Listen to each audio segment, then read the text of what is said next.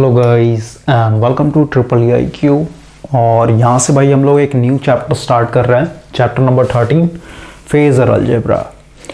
अभी जो आपका इलेक्ट्रोस्टैटिक का MCQs है ये आपका कंटिन्यू रहेगा। उसके बाद जो आगे के चैप्टर हैं आपके कैपेसिटेंस हो गया, इलेक्ट्रोमैग्नेटिज्म हो गया, फिर मैग्नेटिक सर्किट हो गया, सब चलते रहेगा भाई। लेकिन वो सब क्या है, काफ़ी ज़्यादा डिटेल में मेरे को एक्सप्लेन करना पड़ेगा, ताकि जब मशीन में आएंगे या फिर कहिए जब हम लोग पावर सिस्टम में आएंगे तो वहाँ पे आपको दिक्कत ना हो।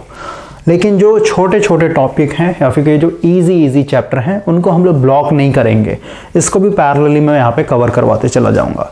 ओके, तो फेजर अलजेब्रा भाई काफ़ी इंपॉर्टेंट हो जाता है जब आप अल्टरनेटिंग करंट पढ़ेंगे। इसमें भी आपका सिंगल फेज, 3 फेज आ जाएगा, जैसे आपका AC सीरीज सर्किट हो गया या फिर कहीं AC पैरेलल सर्किट हो गया, या फिर कहिए 3 फेज सिस्टम जब पढ़ेंगे, या फिर जब मशीन में आ जाएंगे तो पूरा का पूरा AC मशीन जब पढ़ेंगे वहाँ पे आपका फेजर अलजेब्रा ये सब यूज़ होगा। ओके, थोड़ा सा भाई वीडियो एडिटिंग में लगा हुआ है, बस 1 मिनट में डाल देता हूँ। और जो आपका लेक्चर का फ्रिक्वेंसी भाई ये इंक्रीज़ हो जाएगा, तो आप अपना स्पीड एक तरीके से बढ़ा लीजिएगा। फीडबैक मेरे को चाहिए, क्योंकि फिर आगे बढ़ जाऊंगा तो फिर पीछे वाले जो क्वेश्चंस में आपके डाउट होंगे उनको मैं क्लियर नहीं कर पाऊंगा। ओके, तो कोशिश कीजिए पैरेलल चलने के लिए।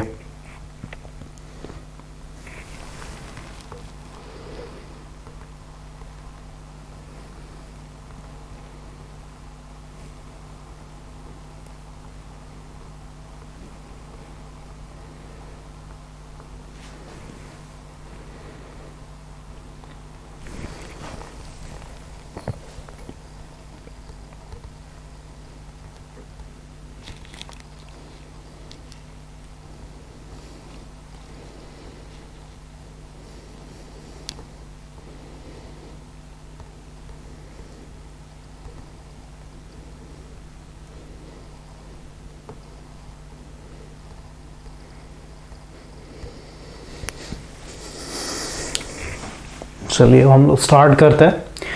देखिए थोड़ा सा बैकग्राउंड फ्रेम बना देता हूँ।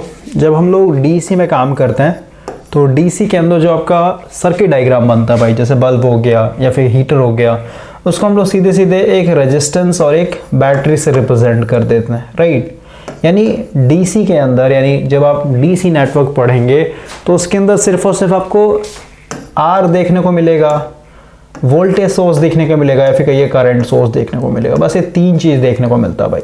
लेकिन जब आप AC में आ जाएंगे तो AC में आपको R भी देखने को मिलेगा, L भी देखने को मिलेगा, C भी देखने को मिलेगा। बाकी जो आपका AC वोल्टेज सोर्स है या फिर कहिए करंट सोर्स है वो सब तो रहेगा ही रहेगा।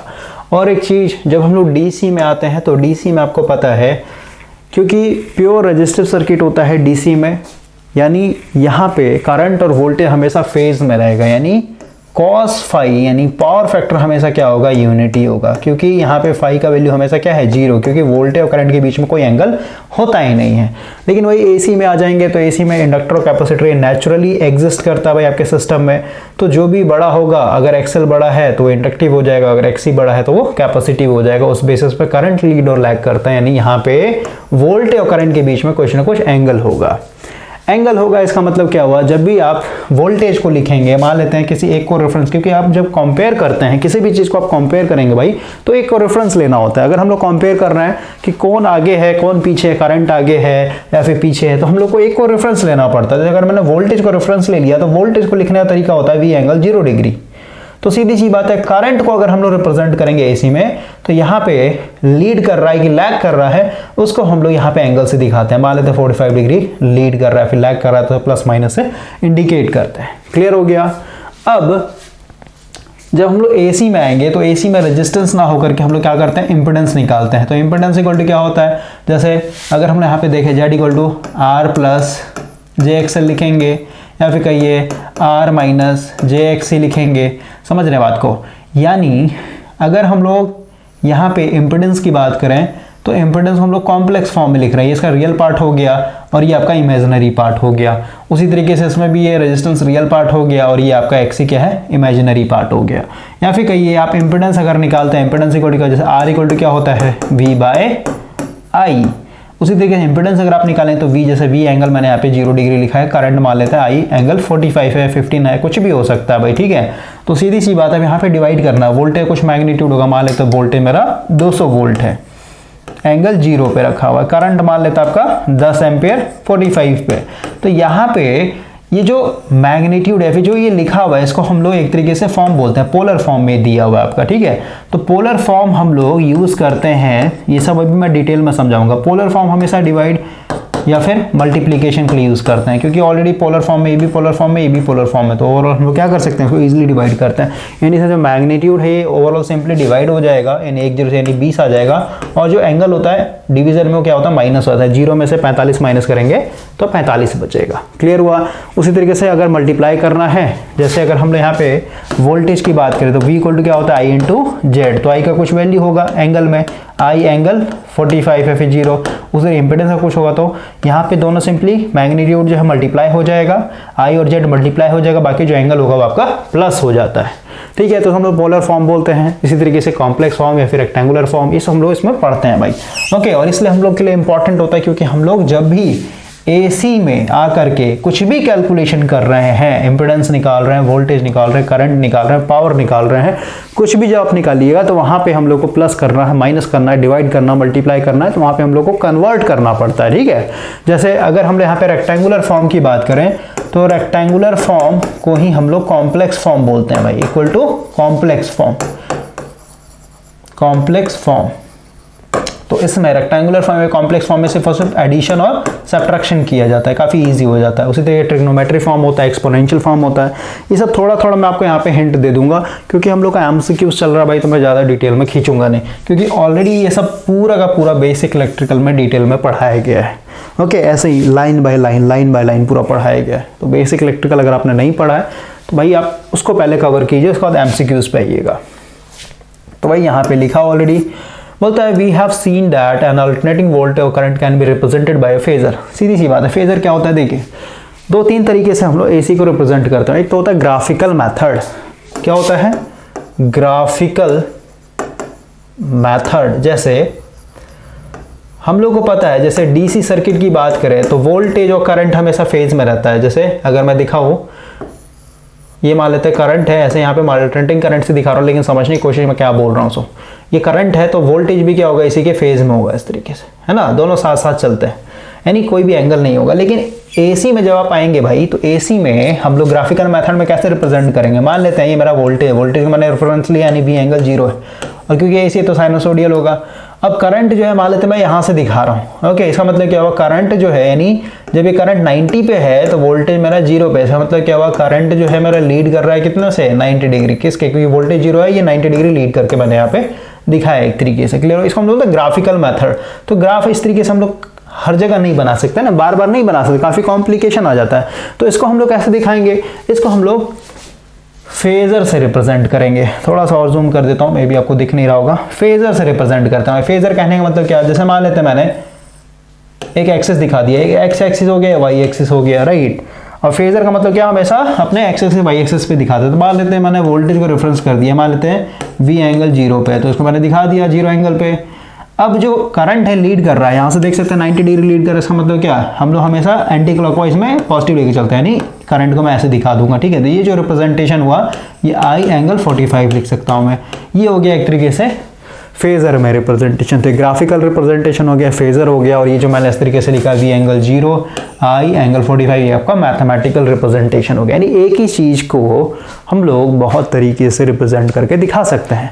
आगे बोलता है the length of the phasor represent the magnitude. Length कहने का मतलब क्या, अगर मैं बड़ा बना दूंगा इसका मतलब क्या है, और करंट को मान लेते हैं छोटा दिखाता हूँ, ऐसे दिखाता हूँ छोटा सा। इसका मतलब क्या हुआ, अगर वोल्टेज मेरा 200 है एंगल 0, तो करंट हमेशा क्या होगा, 200 से कम होगी। इसका जो लाइन है छोटा दिखाया मैंने एरो, ठीक है, इसमें मतलब मैग्नीट्यूड को बताता है, यानी करंट 10 एम्पियर होगा, फिर 15 एम्पियर, इस तरीके से। ठीक है, तो ये सब फालतू दिया हुआ है, ये सब बेसिक चीज़ है, काफ़ी बेसिक चीज़ है। अब हम लोग आगे पढ़ते हैं, सब नहीं पढ़ेंगे हम लोग,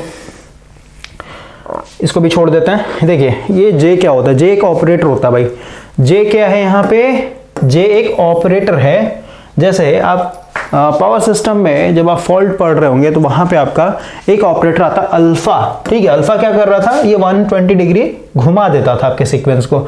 ठीक है, उसी तरीके से J क्या है, ये J एक ऑपरेटर है जो कि आपके फेजर को या फिर ये वेक्टर को ही 90 डिग्री घुमा देता है। ठीक है, इसको समझने के लिए हम लोग नेक्स्ट पेज पे आते हैं थोड़ा सा, और यहाँ पे कुछ वैल्यू लिखा हुआ भाई। जे का जो वैल्यू होता है ये होता है आपका √(-1) जे स्क्वायर का। अभी कैसे होता है सब प्रूफ कर देता हूँ मैं। ठीक है, जे स्क्वायर का वैल्यू -1 क्यों होता है, ओके, जे क्यू का वैल्यू -j क्यों होता है, जे का पावर 4 1 क्यों होता है, ये सब MCQs में आपका पूछा गया है। पहले समझिए इसको, देखिए ये वाला फोटो को देखिए। यहाँ पे मेरा ये एक्सिस है, ये एक्स एक्सिस हो गया, ये मेरा वाई एक्सिस हो गया। क्लियर हो गया। यहाँ पे मैंने एक फेजर लिया, फिर वेक्टर लिया वी एंगल 0। ठीक है, अब मैंने क्या किया है, इसको j से मल्टीप्लाई कर दिया। तो मैंने बताया कि j क्या है, एक ऑपरेटर है। ठीक है, j एक क्या है, ऑपरेटर है, और इसका बस एक ही काम है भाई, कभी भी आप j से मल्टीप्लाई करेंगे किसी भी फेजर को तो वो 90 डिग्री को घुमा देगा एंटी क्लॉकवाइज। तो जैसे ही मैंने j से मल्टीप्लाई किया तो इसको क्या कर दिया, इस वोल्टेज को घुमा करके 90 डिग्री यहाँ पे लेकर के यहाँ पे आ गया आपका। ठीक है, और यहाँ पे आप देख सकते हैं यहाँ पे लिखा हुआ है JV, मतलब ऑपरेटर j से मल्टीप्लाई होने के कारण ही क्या हो गया, ये 0 एंगल से उठ करके कहाँ पहुंच गया, 90 डिग्री पे। इसको मैं लिखूंगा V एंगल 90 डिग्री, या फिर कहेंगे इसको J इंटू V। क्लियर हो गया। एक बार और j से अगर मैं मल्टीप्लाई करूंगा तो इसको और 90 डिग्री घुमा देगा, इसलिए यहाँ पे क्या लिखा हुआ है J²V। यहाँ पे क्या लिखेंगे, J²V। या फिर आप कह सकते हैं यहाँ पे मेरा V था एंगल 0, और इस साइड में हम लोग देख रहे हैं कि ये क्या हो गया, J²V को मैं क्या लिख सकता हूं, -V, क्योंकि भाई इधर अगर ध्यान से समझिएगा, अगर इधर मैं V बोल रहा हूं इसको, तो इसके जस्ट अपोजिट में ही क्या हो जाएगा, -V, क्योंकि एक दूसरे के अपोजिट है।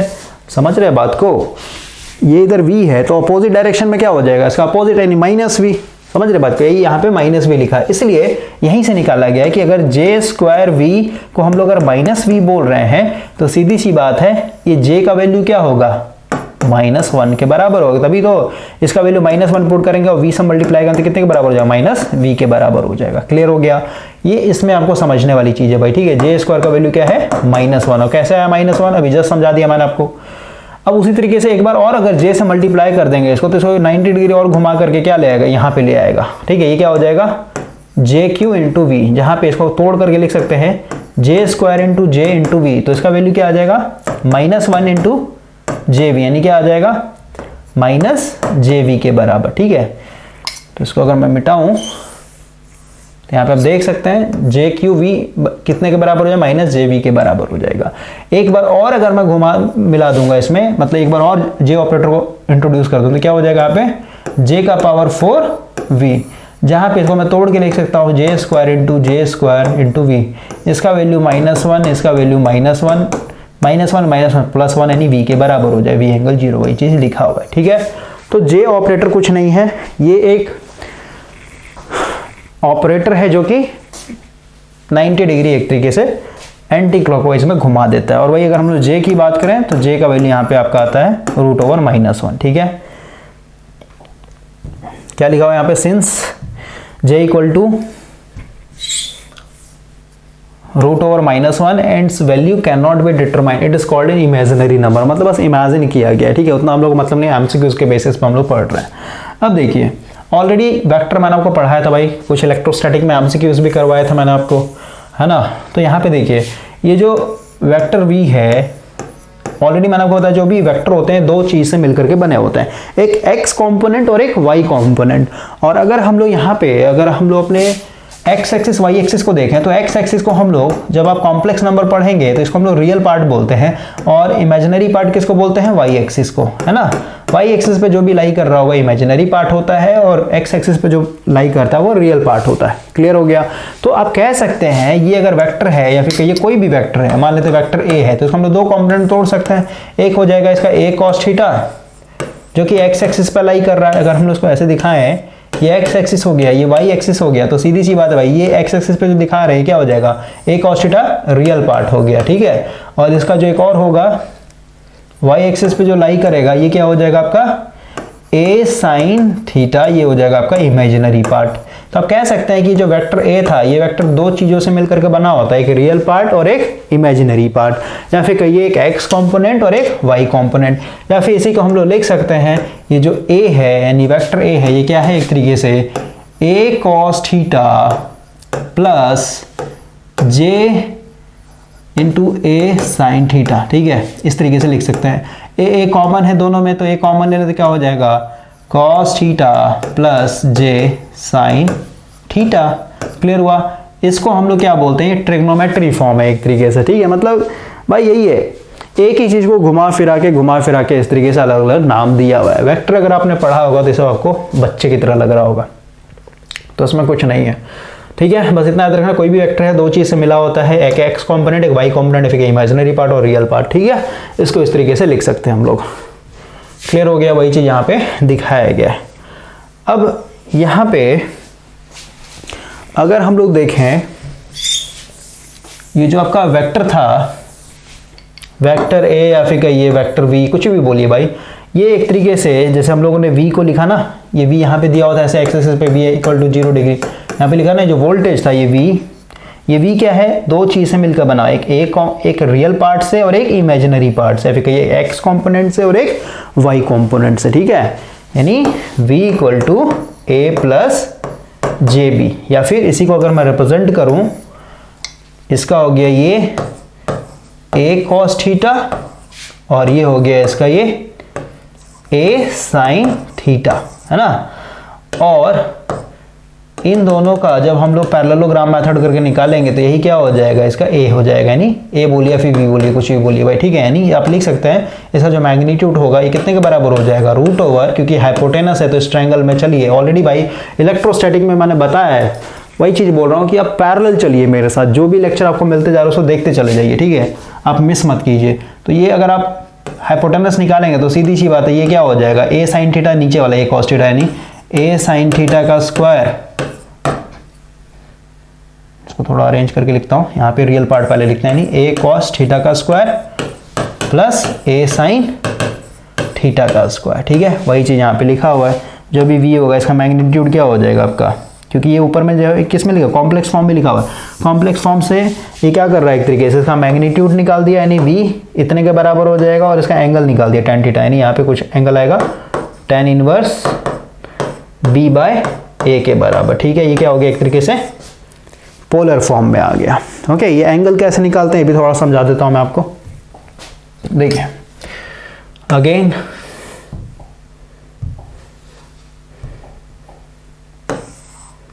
ये था वेक्टर ए, ये हो गया आपका axis, X axis, Y axis, ये हो गया आपका एक्स कंपोनेंट, ये हो गया आपका वाई कंपोनेंट।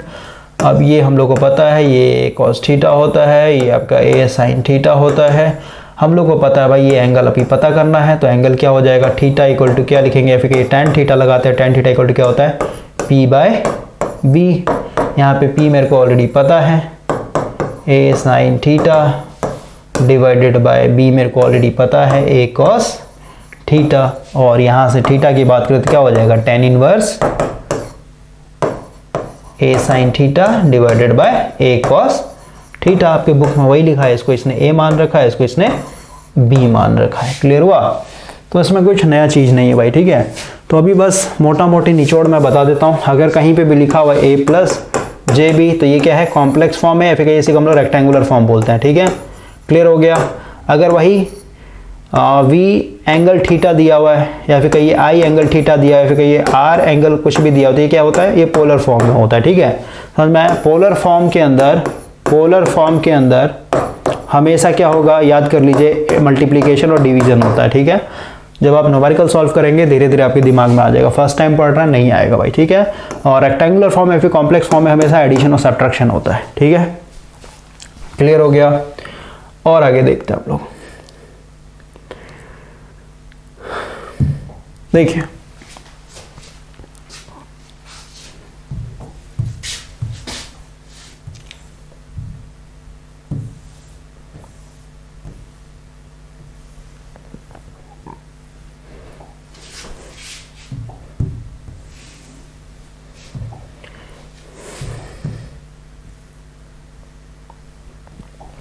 यहाँ पे लिखा हुआ है mathematical representation of a phase, rectangular form, अभी जस्ट बताया रेक्टेंगुलर फॉर्म को ही हम लोग कॉम्प्लेक्स फॉर्म बोलते हैं, ठीक है, v equal to a plus J beta, ठीक है। और इसको फिर हम लोग मैग्नीट्यूड निकाल के, एंगल निकाल के क्या हो जाएगा आपका, एक तरीके से पोलर फॉर्म में आ जाएगा, ठीक है। ट्रिग्नोमेट्री फॉर्म अभी जस्ट बताया मैंने, जैसे अब ये कोई भी कॉम्प्लेक्स फॉर्म है a प्लस जे बीटा, फिर कोई भी वेक्टर है आपका, कोई भी वेक्टर है a, तो इसको हम लोग दो पार्ट में तोड़ सकते हैं, ठीक है, a cos थीटा और एक हो जाएगा आपका a sin थीटा। तो आप कह सकते हैं a कुछ नहीं, a जो है आपका दो चीज़ से मिलकर बना हुआ है, a cos theta plus j into a sin theta. Okay, यहाँ पे a कॉमन ले लेंगे तो यहाँ पे cos theta plus j sin theta, यही लिखा हुआ है। दोनों में v था, v cos theta, v j sin theta, v बाहर निकालिए तो अंदर में cos theta plus j sin theta आ जाएगा। क्लियर हो गया, इसको ट्रिग्नोमेट्री फॉर्म बोलते हैं हम लोग। आगे बढ़ते हैं अब।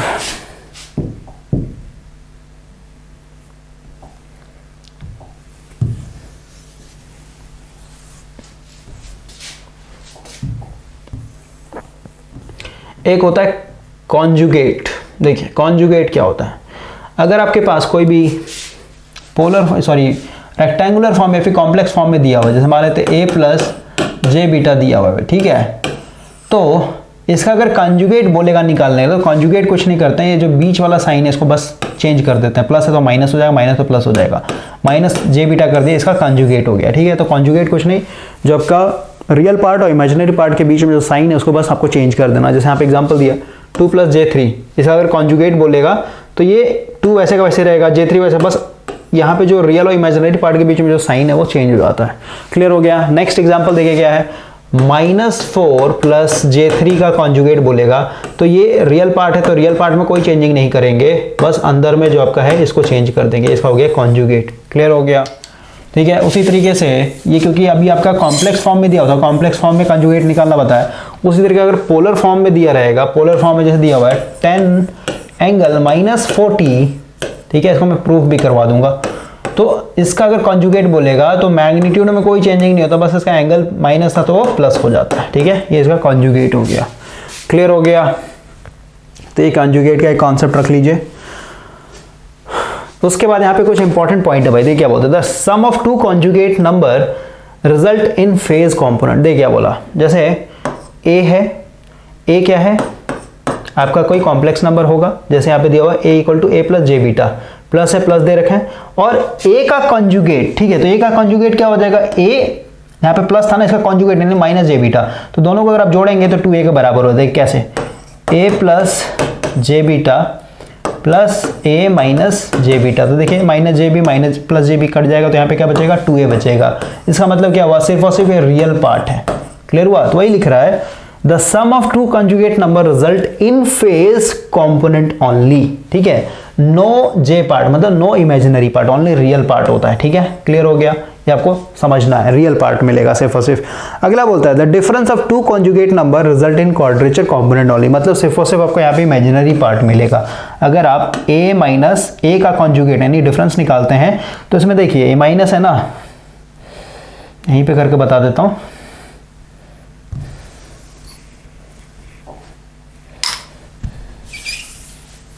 देखिए ये मेरा a था, a प्लस जे बी, यहाँ पे माइनस है, माइनस रहने देते हैं, a का कॉन्जुगेट यानी a माइनस जे बी, ठीक है, ये a प्लस जे बी वैसे का वैसे रहेगा, ब्रैकेट तोड़ेंगे तो माइनस है, minus minus plus J B हो जाएगा, ठीक है, तो माइनस है और प्लस है कट जाएगा, यहाँ पे क्या बचेगा, 2JB के बराबर, ठीक है, यानी सिर्फ और सिर्फ आपके यहाँ पे इमेजिनरी पार्ट मिलेगा। डिफरेंस में हमेशा इमेजिनरी पार्ट, एडिशन में हमेशा रियल पार्ट, ये याद कर लीजिए, आपका MCQs पूछा गया है। अगला बोलता है when two conjugates are multiplied the result has no imaginary part, ठीक है, यानी अगर आप a और a का कॉन्जुगेट लेके दोनों को मल्टीप्लाई कर देते हैं, देखिए यहाँ पे मल्टीप्लाई करना है आपको, तो ओवरऑल क्या मिलेगा, a square plus B square, सिर्फ और सिर्फ रियल पार्ट मिलेगा, कोई भी यहाँ पे कॉन्जुगेट नहीं मिलेगा। ये मल्टीप्लाई करना है भाई, पहले इसको कीजिए, फिर इसको इसके साथ कीजिए, फिर इसको इसके साथ, फिर इसके साथ, ठीक है, ये बच्चा वाला है, ठीक है। तो मल्टीप्लिकेशन में सिर्फ और सिर्फ रियल पार्ट और एडिशन में भी सिर्फ और सिर्फ रियल पार्ट मिलता है, और सब्ट्रैक्शन बोलेगा तो उसमें सिर्फ और सिर्फ आपको इमेजिनरी पार्ट मिल जाएगा। अब हम लोग डायरेक्ट अपने एमसीक्यूज के ऊपर आते हैं, इतना काफ़ी है introduction. Rectangular form, complex form, polar form, trigonometry form, ठीक है। 4 तरीके का फॉर्म होता है। कॉम्प्लेक्स फॉर्म और रेक्टेंगुलर फॉर्म दोनों सेम ही होता है। a प्लस जे बीटा उस तरीके से रिप्रेजेंट करते हैं। पोलर फॉर्म में बोलेगा तो v एंगल 0 या फिर i एंगल 0 इस तरीके से रिप्रेजेंट किया था। ट्रिग्नोमेट्री फॉर्म बोलेगा तो आपका सीधे सीधे क्या हो जाएगा, v या फिर a और अंदर में cos theta plus j sin theta, इस तरीके से हम लोग लिखते हैं, ठीक है। अब आगे बढ़ते हैं, देखिए क्या बोलता है। सबसे पहला क्वेश्चन है ऑपरेटर के बारे में पूछा है, जे ऑपरेटर। ऑलरेडी मैंने आपको बताया जे ऑपरेटर क्या करता है, 90 डिग्री एंटी क्लॉकवाइज में घुमा देता है। बोलता है when a phasor is multiplied by -j it is rotated through कितना डिग्री काउंटर क्लॉकवाइज घूमेगा। तो देखिए हम लोगों ने अभी देखा कि मेरा यहाँ पे एक V था, वोल्टेज था V, इसमें जब हम लोगों ने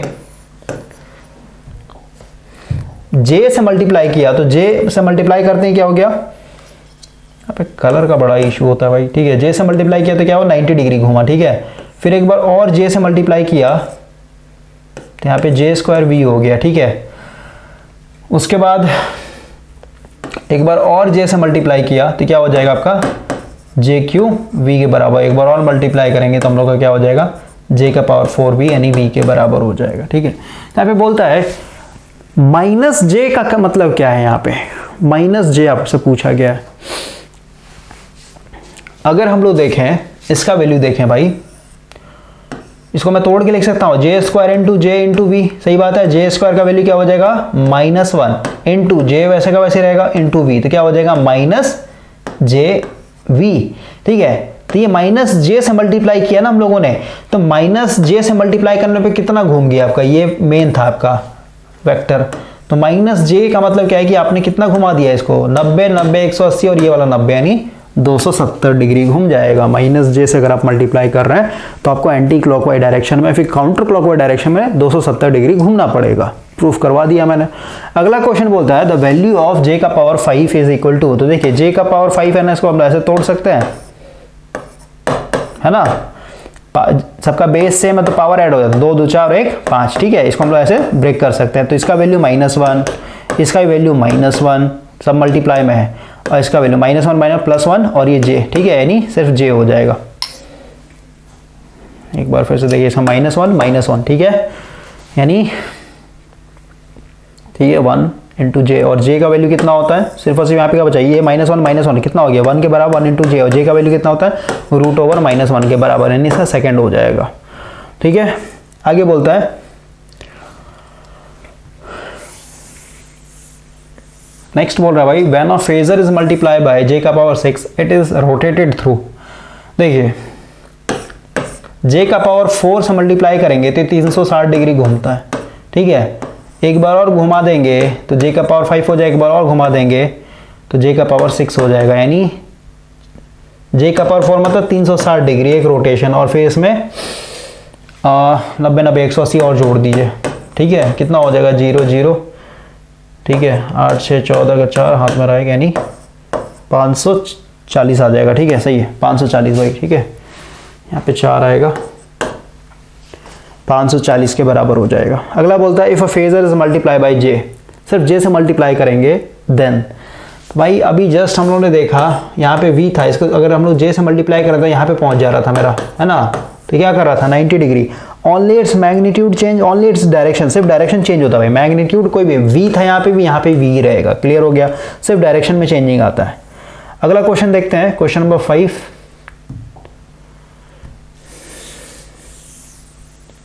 देखिए क्या बोलता है, in the complex number j plus j7, 7 is called, तो 7 क्या हो जाएगा आपका इमेजिनरी पार्ट हो जाएगा, और क्या। अगला बोलता है the reciprocal of a complex number result, reciprocal of complex number क्या हो जाएगा।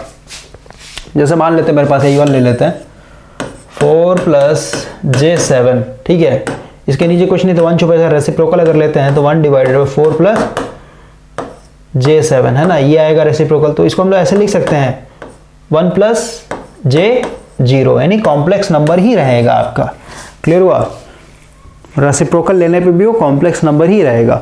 अगला बोलता है the rationalization of denominator of a complex number eliminates. देखिए अगर आप रेशनलाइज करते हैं कॉम्प्लेक्स नंबर को, जैसे यहाँ पे एक एग्जांपल लेता हूँ, यही वाला 4 + j7 था, इसको अगर रैशनलाइज करें, रैशनलाइज करने का मतलब क्या होता है, या फिर कहिए कुछ इस तरीके का है, इसको ऐसे समझिए भाई।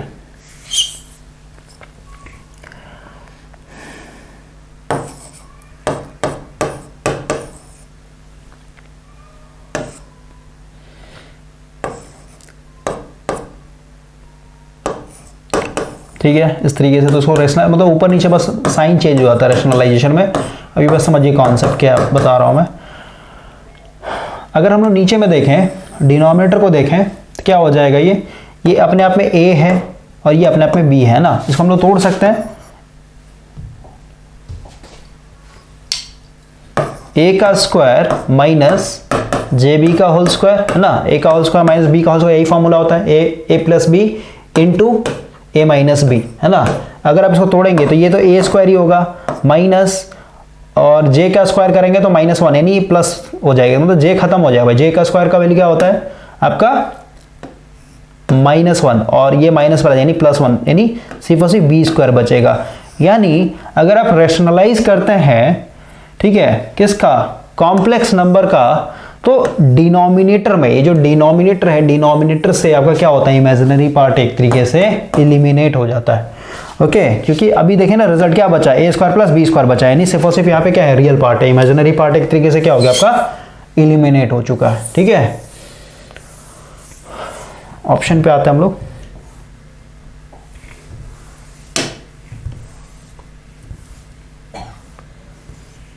तो यही बोल रहा भाई, जे कॉम्पोनेंट इन डिनोमिनेटर, मतलब डिनोमिनेटर से आपका जे कॉम्पोनेंट क्या हो जाएगा, एलिमिनेट हो जाएगा। अगला बोलता है if 2 complex number are equal, ठीक है, 2 कॉम्प्लेक्स नंबर अगर आपस में बराबर हैं,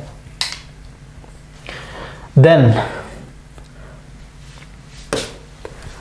तो उसमें भाई 2 कॉम्प्लेक्स नंबर आपस में बराबर, सीधी सी बात है, दो मतलब उनका जो रियल पार्ट है वो भी एक तरीके से सेम रहेगा, और इमेजिनरी क्वाड्रेचर कॉम्पोनेंट मतलब इमेजिनरी बारे में बोल रहा है भाई। ठीक है, इस चीज को समझिए आप, या फिर ऐसे समझिए इसको, अगर मैं ग्राफिकल मेथड समझाऊं, न्यू पेज पे आते हैं। कॉम्प्लेक्स नंबर का मतलब क्या होता है भाई, जैसे अगर a + jb है ना, तो इसको हम लोग ऐसे रिप्रेजेंट करते हैं, ये रियल पार्ट है तो इसको हम लोग दिखा देते हैं किस पे, x कॉम्पोनेंट पे, इमेजिनरी पार्ट है इसको हम लोग दिखा देते हैं y कॉम्पोनेंट पे। ठीक है, मतलब y एक्सिस पे। क्लियर हुआ। अब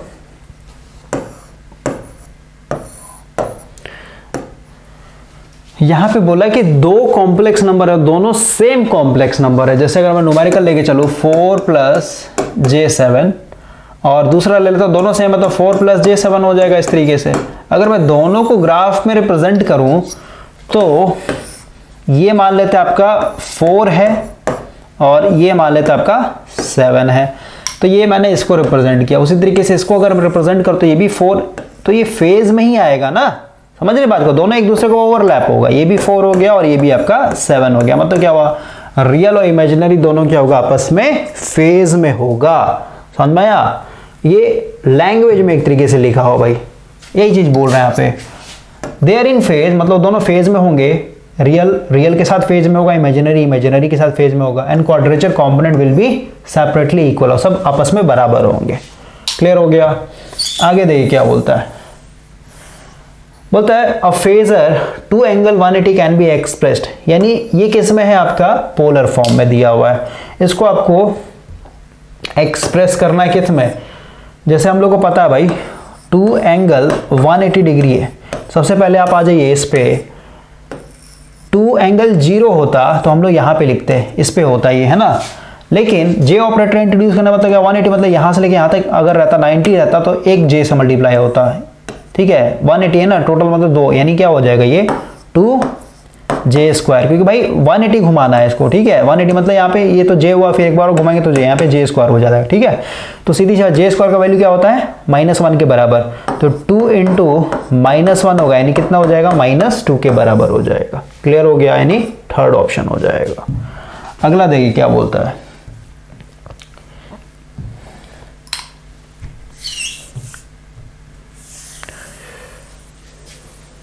नेक्स्ट क्वेश्चन है a complex number is given by, complex number दिया a plus J B, the magnitude of this complex number will B.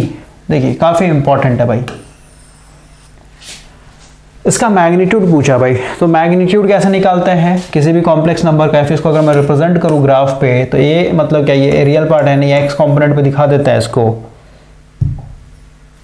तो एक्स एक्सिस पे भाई ये हो गया, और वाई एक्सिस पे हम लोग दिखाते हैं बी को, तो ये इसका क्या होगा, मैग्नीट्यूड होगा। ठीक है, क्लियर हो गया। मैग्नीट्यूड कैसे, पाइथागोरस थ्योरम लगा करके क्या हो जाएगा, root over b square plus a square हो जाएगा। ठीक है, तो वही बोलता है इसका जो हाइपोटेनस आएगा वो क्या होगा, लेस देन आइदर ए और बी के मुकाबले, more than the sum of a. तो इसमें क्या होता है भाई, ये एक तरीके से न्यूमेरिकल वैल्यू से इसका आंसर हो जाएगा पहले थर्ड। ठीक है, 1.414 यानी रूट 2 का वैल्यू होता है। ठीक है, यानी रूट 2 से मल्टीप्लाई करेंगे और जो भी आएगा, देखिए इसको न्यूमेरिकल वैल्यू समझाता हूं मैं।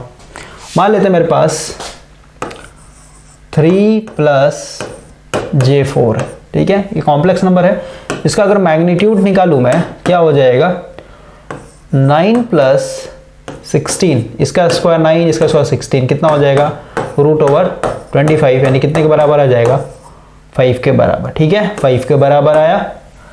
अब बोला है कि जो भी मैग्नीट्यूड है, ये मैग्नीट्यूड है आपका। ठीक है, क्या है ये, मैग्नीट्यूड।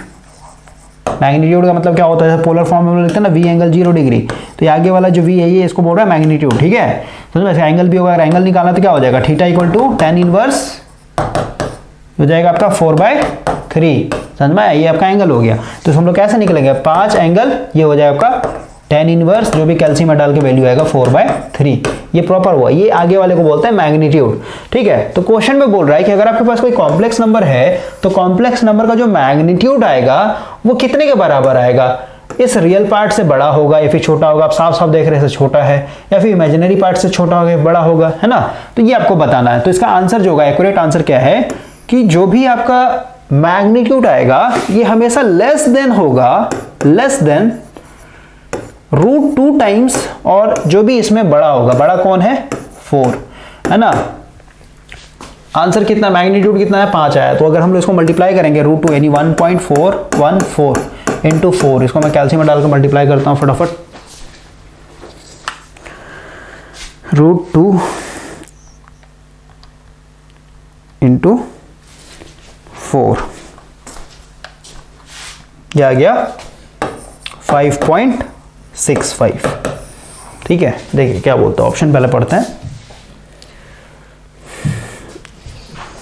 बोल रहा है a complex number is given bye, ठीक है, मैंने इसको रिप्लेस कर दिया है न्यूमेरिकल वैल्यू से ताकि आपको इजी वे में समझ, 3 प्लस 4j, ठीक है, फिर J4 जो भी बोलिए। The magnitude of this complex number, magnitude कितना है, 5 आया है। ठीक है, अब बोलता है विल बी, ये बिल्कुल गलत है, हम लोग नहीं बता सकते हैं। मोर देन, ये भी गलत है। क्या बोलता है, लेस देन, हमेशा क्या आएगा, लेस देन आएगा, कम आएगा, किसके मुकाबले, root 2 times into whichever the greater, a और बी। तो इन दोनों में बड़ा कौन सा है, यहाँ पे बड़ा है ये 4 से मल्टीप्लाई कीजिए।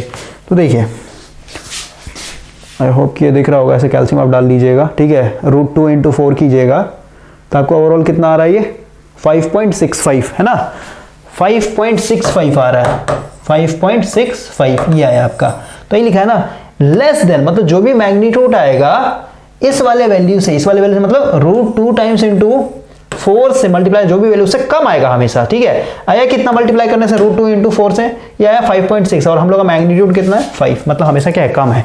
वही लिखा है, जो मैग्नीट्यूड होगा वो हमेशा लेस देन होगा, कितना, रूट 2 इंटू जो भी उनमें से बड़ा होगा उसे मल्टीप्लाई करने पे। ठीक है, और आ भी रहा है हम लोग का लेस ही आ रहा है ना, या एक्चुअल वैल्यू इससे लेस ही आ रहा है। इस तरीके से दूसरा एग्जांपल सॉल्व कर बता दो, जमा लेते हैं 6 प्लस J3 है। ठीक है, तो इसका आप मैग्नीट्यूड निकाल लीजिए, 36 प्लस 9, इसका निकाल लेता हूँ कैल्शियम में डाल के फटाफट, 36 प्लस 9, ये आ गया आपका भाई 6.7।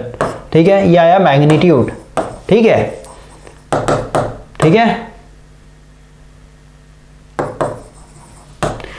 अब हम लोग को पता है इसका जो मैग्नीट्यूड होता है वो हमेशा लेस देन होता है, कितने के मुकाबले, रूट 2, और इनमें से जो बड़ा है, बड़ा कौन है, 6 है। तो इसको कर लेते हैं, रूट 2 इंटू 6, यह है कितना, 8.48 के बराबर। तो देखिए तो हमेशा मैग्नीट्यूड इससे छोटा आ रहा है कि नहीं आ रहा है, बोलिए। तो वही चीज़ पूछा भाई, ठीक है। तो ये याद करने वाला चीज़ है, या फिर आप इसको दिमाग में रख लीजिएगा, लैंग्वेज है बस। आगे क्वेश्चन देखिए क्या बोलता है। The voltage applied in a circuit is given by 100 angle 60, it can be written as, मतलब ये वोल्टेज अप्लाई किया गया है, इसको हम लोग और कितने तरीके से लिखते हैं, 100 एंगल 60 लिखा हुआ है। नेक्स्ट पेज पे आते हैं भाई, नेक्स्ट पेज खोलता हूं मैं।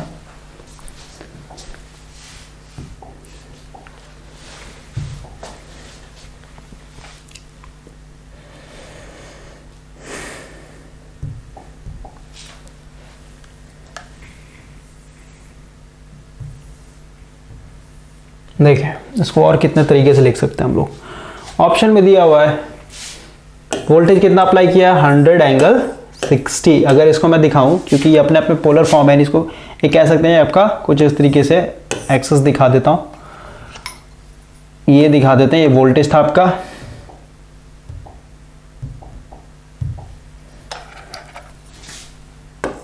ये वोल्टेज था 100, और ये एंगल कितना होगा आपका 60 डिग्री, ठीक है। यानी इसलिए इसको मैं दिखा रहा हूं ऐसे 100 एंगल 60 डिग्री।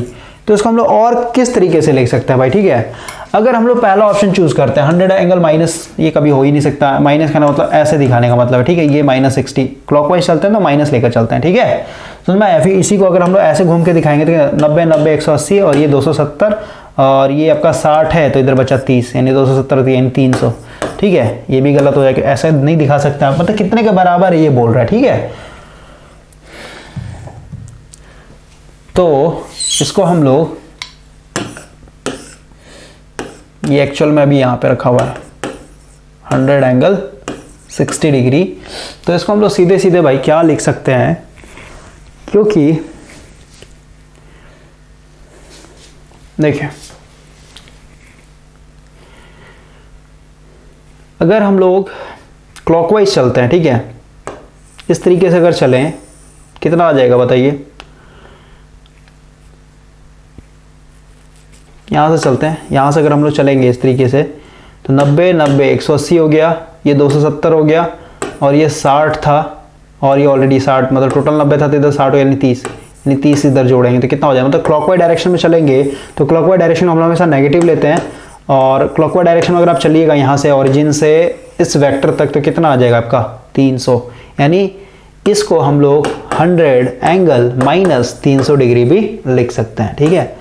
यानी थर्ड ऑप्शन हो जाएगा। इसका आंसर एक बार देख लेता हूं मैं, यही होना चाहिए।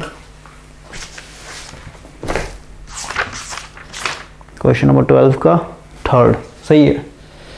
ओके, नेक्स्ट क्वेश्चन देखिए क्या बोलता है भाई। बेसिक इलेक्ट्रिकल में सब बहुत डिटेल में बताया भाई, आराम आराम से बताया, पूरा सब चीज एक्सप्लेन किया गया, इसको आप देखिए एक बार। नेक्स्ट क्वेश्चन देखिए क्या बोलता है। Phasor 8 angle 60 is identical to.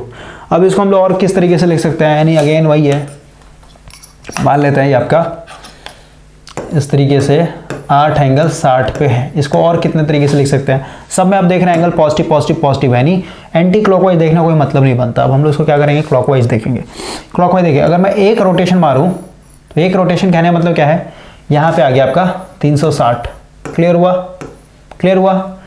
और अगर मैं 60 डिग्री और जाऊंगा तब हम लोग यहाँ पे पहुंच जाएंगे, ठीक है, 8 एंगल 60 डिग्री पे पहुंच जाएंगे। यानी इसमें अगर मैं 60 और जोड़ दूं तो ओवरऑल कितना हो जाएगा, 360 प्लस 60 कितना हो जाएगा आपका, ठीक है। लेकिन ऑप्शन देखते हैं, 240 ये है नहीं, 310 है नहीं, ठीक है। यानी इस पे देखते हैं अब हम लोग, तो इसको अगर हम लोग देखें फिर से, देखिए एक बार घूम रहे हैं हम लोग, एक बार पूरा घूम रहे हैं अगर तो 360 हुआ, एक बार और घूमते हैं हम लोग, ठीक है, 2 बार मैं घूम रहा हूं तो सीधी सी बात है 360 और जुड़ के कितना हो जाएगा बताइए, ये हो जाएगा आपका 720, ठीक है। और अभी भी क्या है, हम लोग यहीं पे पहुंचे हैं, ठीक है। मेरे को और 60 एंगल और जाना है, ठीक है, तो इसमें 60 और जोड़ना पड़ेगा तो कितना हो जाएगा, 780 के बराबर हो जाएगा, ठीक है। यानी 8 एंगल 60 को हम लोग क्या लिख सकते हैं, 8 एंगल 780 भी लिख सकते हैं, क्योंकि घूम करके 2 बार घूमेंगे और 60 डिग्री और घूमेंगे तो वहीं पे पहुंच जाएंगे, ठीक है, सेकंड ऑप्शन हो जाएगा। अगला बोलता है फॉर एडिशन और subtraction of phasor we use dashed form. देखिए एडिशन और सब्ट्रैक्शन का भी जस्ट बताया था, हमेशा हम लोग क्या कहा, कॉम्प्लेक्स फॉर्म लेके चलते हैं। कॉम्प्लेक्स फॉर्म मतलब रेक्टेंगुलर फॉर्म, कॉम्प्लेक्स फॉर्म को ही रेक्टेंगुलर फॉर्म बोलते हैं भाई, ठीक है, दिमाग में घुसा लीजिए। और वही अगर मल्टीप्लीकेशन और डिवीजन के लिए बोलेगा, मल्टीप्लाई करने के लिए डिवाइड करने बोलेगा तो हमेशा क्या होता है, पोलर फॉर्म में चलता है आपका, ठीक है। अगला देखिए क्या बोलता है, यहाँ पे 2 आंसर बताया मैंने, एडिशन और सब्ट्रैक्शन क्वेश्चन में पूछा है, हमेशा रेक्टेंगुलर फॉर्म या फिर इसी को हम लोग कॉम्प्लेक्स फॉर्म बोलते हैं। एक एक्स्ट्रा मैंने बता दिया कि मल्टीप्लिकेशन और डिवीजन बोलेगा तो हमेशा पोलर फॉर्म में चलता है, ठीक है, ये एक्स्ट्रा क्वेश्चन ऐड कर दिया मैंने। अगला क्वेश्चन क्या है, द क्वांटिटी, ये कॉम्प्लेक्स फॉर्म में दिया है, 2 + J2 can be expressed in the polar form. Polar form में बोला है भाई, तो पोलर फॉर्म कैसे लिखते हैं, आर एंगल यहाँ पे कुछ होता है, मतलब मैग्नीट्यूड और एंगल होता है, तो सीधी मैग्नीट्यूड कैसे निकालेंगे, 2 का स्क्वायर + 2 का स्क्वायर, ये मैग्नीट्यूड मिलेगा हम लोग को, यानी आर दे देगा, आर बराबर लिख सकते हैं इस तरीके से, ठीक है। कितना आ जाएगा, 4 + 4, ठीक है, यानी √8 हो जाएगा, डायरेक्ट लिख देता हूँ मैं, ठीक है, √8 इसको लिख सकता हूँ। और एंगल निकाल लेते हैं, एंगल कितना हो जाएगा, एंगल हम लोग को पता है थीटा इक्वल टू होता है tan इनवर्स 2/2, और ये सीधी सी बात है 1 हो जाएगा, तो 1 कितने 45 के बराबर हो, यानी 1 हो जाएगा, ठीक है, यानी 2√2 एंगल 45। क्लियर हो गया। अगला क्वेश्चन देखिए क्या बोलता है,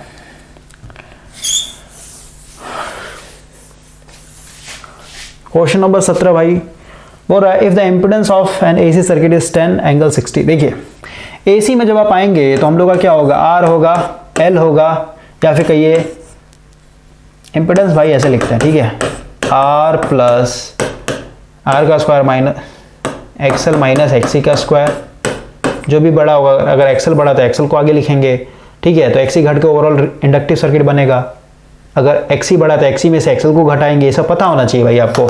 ओके, एमसीक्यू चल रहा है, फिर हम लोग इसको ऐसे भी लिख रहे हैं, ये आपका एक तरीके का मैग्नीट्यूड है, ठीक है। कॉम्प्लेक्स फॉर्म में अगर लिखना हो तो कॉम्प्लेक्स फॉर्म इंपीडेंस कैसे लिखते हैं, आर + j XL, ये क्या है, इंडक्टिव के लिए बता रहा है। अगर वही कैपेसिटी हो तो क्या लिखते हैं, R - j XC लिखते हैं इस तरीके से, ठीक है, ये कॉम्प्लेक्स फॉर्म में हो गया आपका। और ये आपका क्या है, मैग्नीट्यूड है, इसमें एंगल फिर निकालना पड़ेगा, ठीक है। नहीं बेस स्ट्रांग नहीं है भाई, कुछ नहीं समझ में आएगा, ठीक है, कोई फायदा नहीं है, बेस स्ट्रांग कीजिए, बेसिक इलेक्ट्रिकल पहले सीखिए। तो यहाँ पे दिया हुआ है आपका जो इम्पीडेंस है, यानी Z बराबर दिया हुआ है 10 एंगल 60, ठीक है, बोलता है इसमें रेजिस्टेंस आपको बताना, रेजिस्टेंस का वैल्यू क्या होगा।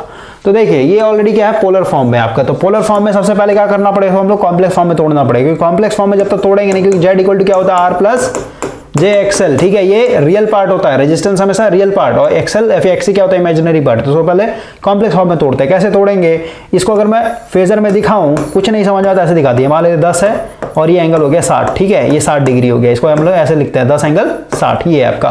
तो हम लोग 2 कॉम्पोनेंट तोड़ देंगे, एक हो जाएगा इसका ये 10 sin 60, और एक हो जाएगा इसका ये वाला 10 cos 60। आपको पता है ये रियल पार्ट होता है, क्योंकि एक्स एक्सिस पे जो भी लाई करता है रियल पार्ट होता है, रेजिस्टेंस हमेशा क्या होता है, रियल पार्ट को रिप्रेजेंट करता है। तो क्या हो जाएगा 10 × cos 60, cos 60 का वैल्यू यहाँ पे मल्टीप्लाई कर दिए ओवरऑल, यानी शायद से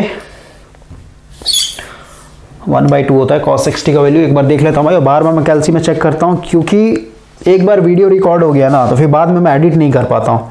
ओके, इसलिए बार बार मैं देखता हूँ छोटे छोटे चीज़ों को भी, ठीक है। 1/2 यानी 10 × cos 60 वाले 1/2 यानी कट के 5 आ जाएगा, यानी 5 हो जाएगा इसका रेजिस्टेंस, ठीक है। आगे करते हैं, क्वेश्चन नंबर देखिए 18 क्या बोलता है, कॉन्जुगेट बोलता है भाई, ठीक है। अभी जस्ट बताता है कॉन्जुगेट मतलब क्या, रियल पार्ट इमेजिनरी पार्ट में कोई चेंजिंग नहीं करेंगे, बस रियल पार्ट इमेजिनरी पार्ट के बीच में जो साइन है यहाँ पे क्या है, प्लस है, तो ये बस माइनस हो जाएगा, ठीक है, यानी ये हो जाएगा सेकंड नंबर। अगला बोलता है कॉन्जुगेट, ये क्योंकि आपका किस में दिया हुआ है, पोलर फॉर्म में, तो अभी बताया था बस ये मैग्नीट्यूड वही रहता है, ठीक है, बस ये माइनस है तो प्लस हो जाता है, ठीक है, यानी 10 एंगल 40 डिग्री। इसको प्रूफ कर देता हूँ मैं, जैसे ये क्या है, पोलर फॉर्म में दिया हुआ है, ठीक है, इसको रिप्रेजेंट करना एंगल माइनस है, नहीं इधर दिखाएंगे, ये 10, ये मान लेते हैं -40 है, ठीक है, क्योंकि क्लॉकवाइज चल रहा है, क्या हो जाएगा -40 है, फिर -40 को प्लस में लिखना, तो ऐसे घूम के चलेंगे तो कितना हो जाएगा, ये टोटल 90 है, ये 40 है, ठीक है, तो कितना हो जाता है 50, यानी कितना यहाँ से लेके आते हैं 270 में प्लस 50 जोड़ देंगे तो कितना हो जाएगा 0 7 5 12 हाथ में रहेगा, यानी 320, ठीक है, यानी 320 या फिर कहिए -40, आपस में दोनों बराबर है, ठीक है। एंगल का आपको क्लियर होना चाहिए कॉन्सेप्ट। तो बस मेरा यही कहना है कि मैंने इस तरीके से रिप्रेजेंट कर दिया, 10 एंगल -40, ठीक है। अब इसको मेरे को सबसे पहले कॉम्प्लेक्स फॉर्म में तोड़ना है। कॉम्प्लेक्स फॉर्म तोड़ने का मतलब क्या है कि एक रियल पार्ट क्या हो जाएगा 10 cos -40 और एक इमेजिनरी पार्ट 10 sin -40, ठीक है। ये हो गया आपका। इसको अगर हम लोग लिखें तो क्या हो जाएगा 10 cos -40 कुछ वैल्यू आएगा प्लस j, ये हो जाएगा आपका 10 sin -40, ओके। ये हो गया कॉम्प्लेक्स फॉर्म में, इसका वैल्यू आएगा कुछ, ठीक है भाई। ये वैल्यू आगे a बन जाएगा प्लस इसका कुछ वैल्यू आएगा तो ये बन जाएगा jb। क्लियर हो गया।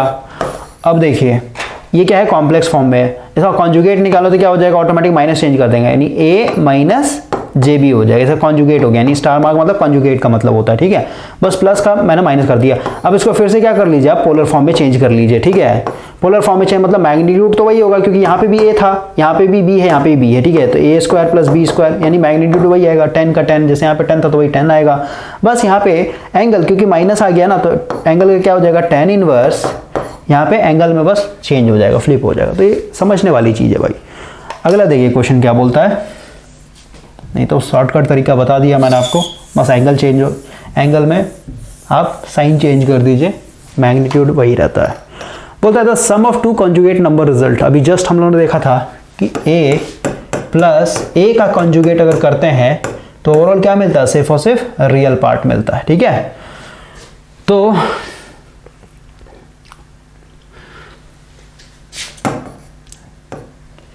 और ये बुक में लगा हुआ था ना ऑलरेडी, सॉल्व करने का कोई मतलब नहीं भाई, टाइम पास हो जाएगा। कॉन्जुगेट देखिए क्या बोलता है, the sum of two conjugate number result in, तो क्या होगा, हमेशा रियल पार्ट मिलता है, और ये हमेशा क्या होगा, इन फेज कंपोनेंट ओनली, ठीक है। फेज कंपोनेंट का मतलब भाई यहाँ पे दो, एक ये है एक ये है, मतलब ये दो फेजर है ना, समझ में आ रहा है। एक दो कॉम्प्लेक्स नंबर है भाई, एक a हो गया और एक b हो गया, और दूसरा भी क्या है, a है और दूसरा माइनस JB है, मतलब इधर इधर की तरफ होगा ये b वाला, ठीक है। क्लियर हो रहा है, यानी a और a मतलब ये दोनों क्या है, दोनों जुड़ करके 2a बन रहा है ना यहाँ पे, सॉरी 2a, और ये दोनों क्या है, फेज में हमेशा, ठीक है। इसी को बता रहा है ये क्वाड्रेचर, मतलब फेज में आएगा आपका। कहाँ गया यहाँ पे, ठीक है, इन फेज कॉम्पोनेंट ओनली, ठीक है। कॉम्प्लेक्स नंबर कभी भी नहीं आएगा। यहाँ पे जो 2a आ रहा था ये दोनों क्या है, फेज में, a और दूसरा वाला भी दोनों फेज में रहेगा, ठीक है। इसका आंसर एक बार देख लेता हूँ बीच का, ऐसे सही होना चाहिए, सेकंड है, सही है। अगला देखिए क्वेश्चन क्या बोलता है, the difference between two conjugate number. Difference अभी माइनस कर रहे हैं तो सीधी सी बात है, बताया था हमेशा क्या होता है, क्वाड्रेचर कंपोनेंट, और दोनों क्या होगा, फेज में। जैसे वहाँ पे आपका आया था माइनस, यहाँ पे 2b आया था ना, और दोनों क्या हो जाएगा, फेज में आ जाएगा। देखिए जो डिफरेंस था second number, difference of two conjugate number, तो क्या था J2B, और दोनों क्या होगा, BB फेज में रहेंगे आपके। क्लियर हो गया, तो इसका हो जाएगा third, quadrature component only, quadrature या फिर बोलिए। अब बोलता है डिफरेंस, ठीक है, डिफरेंस तो हो ही गया, इसका थर्ड हो जाएगा क्वाड्रेचर।